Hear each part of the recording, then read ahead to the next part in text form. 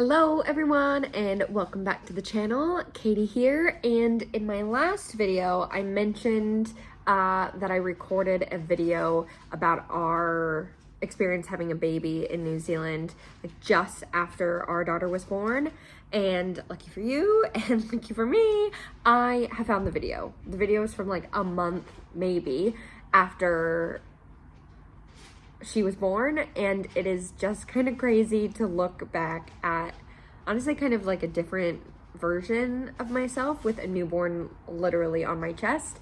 So I thought it would be good. I'm literally watching it right now and editing it, which that's kind of sim that I'm in a video of myself. But I thought while I'm watching it and editing it, I would chime in for things that I need to add or edit, or I forgot, or there's more to it, or anything like that. So it's gonna be a bit of flip-flopping. I also think I have a cold because I feel kind of stuffy in the video that I took. So sorry about that. Hopefully it's not too annoying, but yeah, enjoy this. You can tell that I'm really tired and I'm talking a lot slower. So it's just funny to look back on, but yeah, hopefully this has a lot of information in it for anybody that's curious, and it's kind of fun for me to look back on too. I'm gonna just move this over here a little bit. Still asleep. I wanted to chat about what it is like to have a baby in New Zealand. So obviously I haven't had a baby anywhere else. She is our first. So this is just my experience in New Zealand. And let me tell you, it was incredible. 10 out of 10, recommend. I think, having never had a baby elsewhere, this is the best place in the entire world to have a baby, and my midwife said that as well, and she's from the UK. The care that they have here, the systems they have implemented are just top tier for maternity and babies. So let's crack into it. From the start, you'll get to pick your own midwife. There is a website that you basically can pick your midwife from. I was really lucky because I had a friend from the gym that I worked at that was a midwife, and so I initially contacted her, and then sadly she moved up to the North Island, but she passed me along to someone who was a student midwife under her, and we clicked really well. So I was like, yeah, sure, let's go on ahead with her being our midwife. Something that is cool is if you choose a midwife and you don't click, you can trade your midwife. You can change your midwife at any time. There's not a whole big fuss about it. Just if you want someone new, you can get someone new. So you start seeing your midwife every 4 weeks, and then eventually every 2 weeks, and then eventually once you're finally at the end, every 1 week. And my midwife, I saw her in a clinic, so I would just go like it was any other doctor's appointments. And every time we chatted, had a really great chat every time. I think we were with her for like 45 minutes to an hour each time to chat about how things were going, what might be coming next, if there were any questions or concerns. And then of course we listened to Bubba every single time we went in, and maybe ours were a little bit more because our midwife had to explain what the processes were here in New Zealand, since we weren't familiar with them. We asked so many questions. We were just like, we have no idea how any of it works here. If you are going through something, or if something's happening that is not related to your pregnancy, you still go to your GP. Or if there is something related to your pregnancy that is out of the scope of your midwife, then you will go see your GP as well. So for me, I have a heart murmur, and my heart was doing a couple of strange things while I was pregnant. And so my midwife had me go see my GP, and then I got like an EKG done, kind of a thing. And then from there, the GP sent it to an OB, an obstetrician, to take a look at.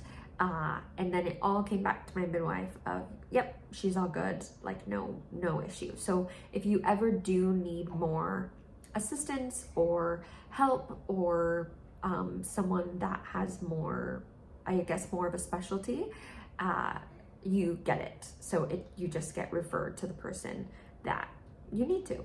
Also with scans, because we didn't go into a doctor's office, we were always just referred to a radiology clinic for our scans. Super easy to book. There were offices all over Christchurch, and there were a couple of times that we needed urgent scans done, and I would just call the main line and they would be like, oh yep, we have an appointment for 2 o'clock today in blah blah blah, whatever suburb that it was in, and then we would just drive there and get it done. So I didn't necessarily have to wait even days to get a scan done. I could go that day if it was necessary, which was really nice to have, because you know, if you're told oh, we want to check this out again, even if they tell you that it's not an emergency, it's just nice to have peace of mind that you can go that day. So obviously, luckily everything was okay, but it's good to know that, yeah, you have that ability to get checked out as soon as you can. There are a couple of different options here for where you want to give birth. Actually, home births are pretty popular in New Zealand, and then you also have primary units, and then you obviously have the hospital. So in Christchurch, that's Christchurch Women's Hospital, which is where we ended up at. I initially wanted to deliver in a primary unit. So that is a midwife run unit, and you can deliver there and then you actually stay there after you deliver your baby as well. So you can only deliver at a primary unit if you do not have a high risk birth, and if there aren't any other medical factors that require you to deliver at the hospitals. For me, because I have my heart thing, which was annoying, the OB did recommend me to deliver at Christchurch Women's. So even though everything was fine, they just said it's safest and preferred that I be at the hospital just in case anything happened. So while that was kind of a bummer for me, I was actually really excited to deliver in a primary unit. I was where I needed to be, I was where we needed to be, and everything ended up just fine. But they just built a brand new primary unit in the city center called Kirawaka Waipapa, and so I was so excited to deliver there, but alas, I didn't get to. Maybe next, maybe. We'll see what happens. So we delivered in Christchurch Women's, and I got a pool room, which was amazing. So also something about the primary units is the only kind of pain relief is gas and air. And then I also think they have morphine. You can get like 1 shot of morphine. And then in the hospital, obviously you have gas and air. Oh, in the primary unit, they have pools as well, of course. But in the hospital, they have gas and air, the pools, and then you can get an epidural when you're in the hospital. So just something to keep in mind when you're thinking about where you want to give birth is what kind of access to pain medicine you want. I actually ended up only using, gas and air, but also being in the pool, which was like the best thing in the entire world. I got into the pool after my water broke, and I just felt like I was floating. Well, I was floating, but it just felt so nice to take like pressure off my legs. And I also probably felt like I was floating because I was on the gas and air, and my head was probably a little woohoo. I wanted to have a water birth, and it just didn't happen that way, which is a-okay as well. There was at one point where a couple of things were happening, and an OB was brought in to check on me, and she told me that I might have to get an epidural, and I really, really wanted to have as few interventions as possible. But at least if it was necessary for me to have an epidural, then I was where I needed to be at the hospital. Thankfully, that didn't happen. and all was fine, and I was able to just have her without any intervention. I think it's incredibly important to note that whatever interventions are necessary to keep you and your baby safe are absolutely necessary. Like, and I don't think there should be any shame for any kind of birth or any kind of situation. My midwife right at the beginning said there's no prize at the end. Like, you don't get a silver medal or a gold medal depending on how you deliver it. So whatever is needed is absolutely needed. And we met so many people in our antenatal class that had ended up having epidurals, and they were like, once I got it, I was just in bliss. And then I was kind of like, oh shoot, like, why did I go through all that pain? But that was what I wanted in the time, and it worked, and it was great. But I think whatever kind of birth you want to have, or whatever ends up happening, because birth plans oftentimes go out the window, it's a-okay to have whatever kind of birth is necessary for you and your baby to be safe. On that note, there are programs in Auckland and in Christchurch that if you have a traumatic birth, that you get free counseling about it, which I think is amazing. Like, to just be able to talk to someone and talk through what was happening, because in the moment your head is like, I mean, who knows where it is, honestly. There were things that I remembered like days later from the birth, because I feel like in the moment it was just like everything was going on all at once. Like, yeah, your head is just going a million miles a minute. So I think being able to talk to someone after your birth, whether it went the way you wanted it to or not, is such a valuable resource. After we had her, it was kind of an interesting situation. So if everything is fine when you deliver in the hospital, you are then transferred to a primary unit.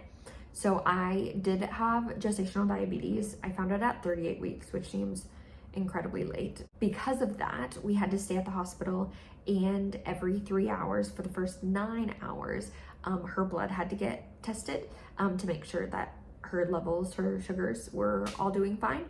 So I had her at 2:49. As soon as we had her, our midwife called the primary unit, and like they reserved a bed for us to go to after all of her tests were done. So now it's like midnight and all of her tests are done, and another midwife comes in and is like, oh, I'm just gonna check to make sure they have a bed for you. And I was like, oh, our midwife already called, we're all good. She's like, I just got a call just in case. And then she came back and said, they actually didn't save a bed for you. And I was like, what? So we had the option of going to 2 other units, one in Rangiora and one in Rolliston. Both of those are about like 25 to 30 minutes outside of the city center. Was middle of the night. I had been up for my labor was 38 hours long. I had been up for a very long time. Keaton had been up for over 24 hours at that point. And I was like, I really don't want us driving with a newborn for even 25 minutes in the middle of the night. So our other option was to stay in the hospital in a shared room, and then Keaton wouldn't be able to stay. And we didn't want that either. And then there was no telling if we'd be able to then transfer to the primary unit in the city center in the morning. So we made the decision to drive the 25 minutes in the middle of the night. So at 1 a.m., we got in our car and drove there. We were like amazed that we just walked out of the hospital. Like, no paperwork, no fingerprints, no birth certificate. It was funny because the midwife that was helping us at that point just handed me to Panadol, which is essentially Tylenol, and said the ride's gonna be uncomfortable. I was like, you think? So that was an experience. I sat in the back seat with her, and I was like, Keaton, I can't imagine the pressure that he had driving his brand new baby and wife that just gave birth in the middle of the night in the pitch black. Thankfully, because it was the middle of the night, the roads weren't busy at all. So that was an interesting experience to have to do that. And like, I don't know who I expected would take us, but I did not expect for us to drive ourselves there. But then we had 3 incredible days at the midwife-led unit in Rolliston. The midwives were amazing. They are there for whatever you need. If you need help breastfeeding, if you have questions, comments, concerns, they come in and check baby's vitals and your vitals to make sure you're all good. There was a fauna room, a family room, where they had breakfast every morning. And like if people came to visit, like you could go in there. What you doing? They had a TV in there. There was a couple of times like I just needed to get out of our room, and luckily we were right by the fauna room. So I just like went in there and watched TV for a little bit just to escape our room. But it was such an amazing experience to just be taken care of. Oh, are you gonna cry? Clearly it's a different day and I did not get the video edited in one go, but I'm just jumping on because, oh my gosh, her newborn cry is just crazy to hear. I like shot back in that moment. Pardon that interruption, we're doing just fine. But anyways, we had such a great experience at the primary unit in Rolliston. So if you know anyone in Rolliston that works at a primary unit, give them all of our love, because yes, it was just an incredible experience. Keaton explained it as like a hotel for new parents. If we were having troubles like putting her to sleep or anything, like I remember it was the 3rd night that we were there, and people always warn you about the 2nd night, but for us it was the 3rd night. She did not sleep. Like it was like 2 a.m. and I had to wake up Keaton because I was just feeding her and feeding her and feeding her, and she wouldn't settle. I had to give her to Keaton. Keaton went into the fauna room with her and she just cried and cried and cried. But I finally got a little bit of sleep, and then a midwife came in to check on us at like 4 a.m. and we were like, we don't know what to do, like she won't settle, and she was like, here, let me go get a warm towel. So she brought a warm towel in, wrapped it around her, we swaddled her in a blanket, and she was out. And the midwife looked at both of us and was like, go to sleep. And we went to sleep. So just like things like that, they were just amazing, and we're so grateful that we were taken care of for 3 days after we had her. We had a couple of friends visit, which was amazing. And so sweet to have them come, and all I wanted was McDonald's. So they brought us McDonald's. Oh, so you get fed. The moms get fed. Dads do not get fed, so we had to go and get Keaton some food. Or he went and got food, kind of a thing. The food was really good, actually. I can remember getting a brownie with almost every meal. And it was delicious. We were just taken care of more than I ever thought we would. And then after you leave the primary unit, your midwife comes to look after you once a week for 6 weeks after the baby is born, to answer any questions and check on how breastfeeding's going, and just like we chatted about my birth and any questions that I had. And as I said, I was remembering things days after it happened, and so I could just continually ask questions, why certain decisions were made, and things of that nature, which was really good and really, really helpful for my brain, and just good to just like trigger my memory to being like, wait, what happened? Also very convenient to have her come here, because getting a newborn in the car is very difficult when you are freshly postpartum. So that's a major win, is that your midwife comes to your house. And then after the 6 weeks, you are put in touch with Plunkett, and then you are assigned a Plunkett nurse for the next 2 years of their life. And they come to your house, or you can go to their clinic, and they just chat to you about like milestones that your baby should be hitting, if you need to baby proof anything, which we definitely do. Somebody mentioned these blinds in one of my previous videos, and yes, we are planning on getting rid of the blinds that have the strings on them, so we will be doing that at some point. We won't worry about it right away since she is not mobile, but as soon as she's about to be mobile, we'll figure it out. We also did a 6-week appointment with her GP to just get acquainted with, and she got all of her immunizations, or her first immunizations, and then we'll continue to go to the GP for immunizations. They also have what's called a well child book. I wish I had it, and I don't have it. I think it's in her room, but the midwife wrote in it every single time, and then it has things for the GP and the nurses to fill in every single time that they go to the doctor. So obviously their health records are on record, but you also have the book that's like an easy glance of like all of her weights and sizes and everything like that, and the midwife's notes, which is really sweet. Our midwife always put stickers in them, which was fun. And it also gives you like good information, baby CPR, what to look for if your child is unwell, just lots of really good information in that book.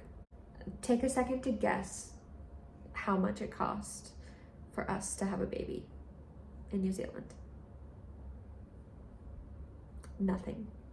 It cost us nothing to be cared for with such amazing care by our midwife. It cost us nothing to deliver at the hospital. It cost us nothing to spend 3 days in the primary unit, and it costs us nothing to be looked after for the next 2 years by the Plunkett nurse, and it costs us nothing to see the GP for her doctor's appointments and her immunizations, because that's just how it is. That's New Zealand, and I am so grateful that we had her here. Oh my gosh, I haven't even touched on maternity leave. I still feel like I kind of have a little bit of baby brain. I just forget things. But you get 6 months paid maternity leave if you want it, paid for by the government. And I am really lucky because my work is matching the government payments. And so I am getting most of my paycheck for being off for the next 6 months, which is wild and unheard of in the States. In the States, I would have been back to work at 6 weeks. And I can't imagine that. Like, I'm barely getting myself up and ready, and like, we don't have a routine yet, like nothing. And she's 7 weeks. So how on earth, I don't know how people do it. I tip my hat to all of you moms in the States that went back at 6 or 8 weeks or even 12 weeks postpartum. I just can't fathom it, like having 6 months off. And I could have taken a year off if I wanted to. Technically, I could have taken 2 years off. My job would have held my role for me. It wouldn't have been paid. But if I could have had a year of paid leave if I wanted to take the government payment and then my work payment for the first 6 months and then the second 6 months, which is insane to think about. So I'm going back after 6 months. I'm so grateful to have 6 months. I'm grateful that it's over summer and that it's over the winter shutdown, or sorry, winter, not winter, the holiday. See, it's still hard for me to remember. The holiday shutdown, so that Keaton can be home. Oh, that's another thing. Keaton took 2 weeks parental leave, but his work doesn't pay for it, and neither does the government. So he took 2 weeks of annual leave. So excited to have him be off for a significant amount of time so we can all just hang out as a little family and celebrate our first holidays as a family of 3 and everything that goes along with it. It doesn't look like she's gonna be settled for much longer, so I will end it here. If you have any questions about giving birth in New Zealand, happy to answer in the comments, kind of a thing. So yeah, let me know. That was a doozy. If you've stuck around this long, thanks for hanging out with me. I hope you learned something new. It was really fun to actually go back and watch that and see where my headspace was and just kind of relive a little bit of it. I left out so many details about her birth and our experience, but you don't need to know everything. But yeah, if there are any questions, let me know and I'm happy to answer them. Again, if you've stayed with me this long, thank you so much. And I'll see you in the next video.